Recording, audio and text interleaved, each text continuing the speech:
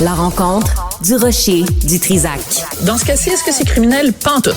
Une dualité qui rassemble les idées. Mais non, tu peux pas dire ça. Rembobine cette affaire-là. Non. Prends soin de toi, là. Oui, Hein, tu me protèges. Je le sais. Contre toi-même. La rencontre du rocher du Trisac. Écoute, Benoît, quand Ouais. je parle. Sophie, bonjour. Et aimes-tu ça, toi, la chicane? Ah, j'haïs ça. Ah, moi, c'est laid de la chicane. Non, mais j'haïs ça, là, vraiment. Ben, la vraiment, chicane. pour de Toutes les- vrai? Ah, ouais. tout. Dans la famille, entre les voisins, à la job, avec les... J'haïs ça, la chicane. T'as eu la chicane. Parce que la grosse chicane en ce moment dont tout le monde parle, petit jeu de mots ici, c'est évidemment ce moment extrêmement gênant, très étrange en tout cas, un peu surréaliste, qui a eu lieu dimanche à Tout le monde en parle. Donc pour ceux qui ont passé les 48 ou 72 dernières heures cachées sous une roche, je vous résume l'histoire. Donc, Danny Turcotte a été pendant 16 ans le fou du roi à l'émission Tout le monde en parle, l'émission qui vient de fêter ses 20 ans. Donc, il y a juste 4 ans qu'il n'est plus là. Donc, pendant 16 ans, il est le fou du roi et son rôle, essentiellement, c'est d'intervenir pendant les entrevues de Guy Lepage en essayant de poser des blagues. Oui, OK, c'est correct. Et aussi de remettre à la fin de l'entrevue une petite carte à l'invité. On s'entend que pour ce boulot-là, on n'a jamais su, évidemment, parce que Radio-Canada refuse de nous dire combien sont payés les employés pigistes. Mais on imagine quand même qu'il n'était pas payé des peanuts, notre ami Danny Turcotte, pendant toutes ces années-là. Alors là, donc, il a quitté il y a 4 ans en disant, ben écoutez, moi, personne m'a forcé à partir. Mais j'en pouvais plus parce que les pressions, les médias sociaux, les gens, c'était devenu trop dur puisqu'il avait fait une mauvaise blague au monsieur qui avait été faussement arrêté sur des faux prétextes, là, monsieur Camara. Bon. Il écrit son livre. Il écrit sa biographie. Donc, ça s'intitule « Des Turcotte et fils ». Alors, donc, évidemment, il est invité à Tout le monde en parle. Alors, l'entrevue commence bien. Il parle de toutes sortes de patentes. Puis ça, son père qui était alcoolique, qui était, j'allais dire non-binaire, mais qui était vraiment bipolaire. Et là, à un moment donné... Pareil, hein? Non, c'est pas pareil. Okay. Mais c'est parce que des fois, je cherche mes mots. Non, Qu'est-ce que tu veux, c'est la ménopause. Bon. Et là, arrive le moment où Guilla lui dit à Danny Turcotte, ben, dans ton livre, tu dis que la vraie raison pour laquelle t'es parti de Tout le monde en parle, c'est parce que t'étais pas bien et que t'es pas content que dans l'équipe, on t'ait pas mieux encadré, qu'on soit pas venu à l'aide, puis tout ça. Et là, se déroule un lavage de linge sale entre ces deux-là, avec des gens qui sont comme autour de la table en disant, mais pourquoi on assiste à ça? Pourquoi ce monde-là s'est pas parlé avant? Et ce matin, donc, Danny Turcotte était l'invité d'Isabelle Maréchal. Donc, je veux juste écouter parce que il se défend en disant c'était pas si grave que ça, mais il dit, autrement dit, quand il a été contacté par les recherchistes de Tout le monde en parle, il leur a dit, je vous envoie le livre. Si vous aimez le livre, invitez-moi. Si vous aimez pas le livre, invitez-moi pas. Alors, on écoute Danny Turcotte ce matin avec Isabelle. Mais non, je pense pas qu'il l'a haï tant que ça, mais je pense qu'ils ont vraiment fait un saut par rapport à mes sentiments qui sont vraiment bien exprimés. Et si je ne l'exprime pas dans mon livre, je vais l'exprimer où? T'as raison. Voilà, Ouais.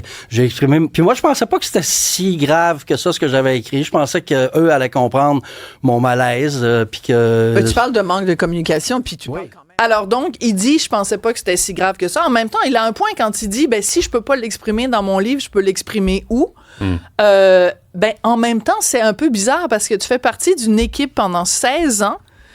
Il est le parrain de l'enfant de Guy Lepage.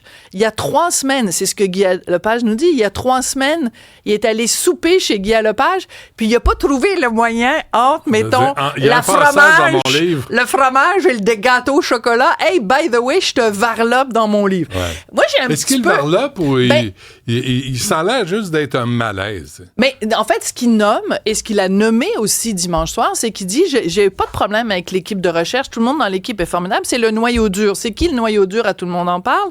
C'est Guillaume L'Espérance, qui est le producteur, et Guy Lepage, qui est l'animateur.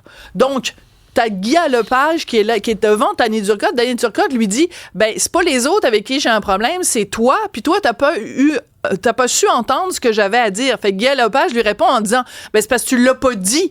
Fait que comment tu veux qu'on devine quoi on est censé lire entre les lignes? Surtout que quand il est parti, il a dit la raison pour laquelle je pars, ça a rien à voir avec l'équipe puis tout ça, c'est à cause des médias sociaux puis c'est devenu trop difficile. Ah ouais. Au-delà de ça, je trouve ça quand même assez bizarre, OK?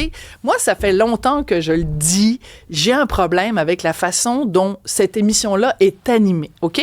Je comprends qu'il y a une énorme équipe derrière Guy Lepage. Ses questions sont écrites, elles sont sur un carton. Puis là, je me dis, ben, tu sais, il va recevoir Danny Turcotte. Tu sais, toi, mettons, tu me reçois à ton émission. As-tu besoin d'avoir des cartons écrit par quelqu'un d'autre pour parler à un vieux chum?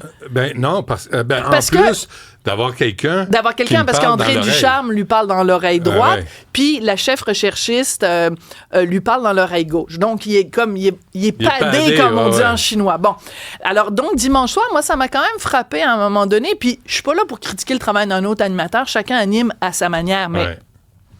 On a quand même quelqu'un qui lit un carton sur lequel est écrit, puis on l'a vu, Guy, dimanche soir, il est là, puis il dit « Danny, virgule, dans l'équipe, nous avons trouvé l'équipe a été très peinée d'apprendre ces propos-là dans le livre alors que tu ne nous en avais pas parlé. » Tu sais, il lit un carton, il parle à son chum, ils ont été dans la même équipe pendant... C'est surréaliste quand même, les motadines de carton. Mais Radio-Canada, à un moment donné, pogne tes cartons, mets-les de côté, puis... Non, mais parlez-vous. Ben non. Oui, parce qu'il faut faire attention, les avocats, puis tout ça. Puis il y a des formulations de phrases, puis les questions sont écrites, les préambules sont écrits. Il y a à peu près pas d'improvisation.